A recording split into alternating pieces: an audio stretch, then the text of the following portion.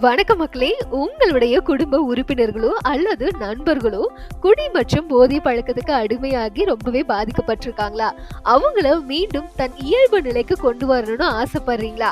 அப்போ உங்களுக்கான சரியான இடம் தாங்க நம்ம கோயம்புத்தூர் கவுண்டம்பாளையம்ல லொக்கேட் ஆயிருக்கக்கூடிய கருணை மறுவாழ்வு மையம். இந்த மையம் எக்ஸாக்ட்டா எங்க லொக்கேட் ஆயிருக்கு அப்படின்னு பார்த்தீங்கன்னா, செந்தில் நகர் கல்பனா கல்யாண மண்டபம் எதிரில் கவுண்டம்பாளையம், கோயம்புத்தூர்ல லொக்கேட் ஆயிருக்குதுங்க. இங்க பார்த்தீங்க அப்படின்னா, குடிபோதையால பாதிக்கப்பட்டவங்கள மீண்டும் இயல்பு நிலைக்கு கொண்டு வராங்க.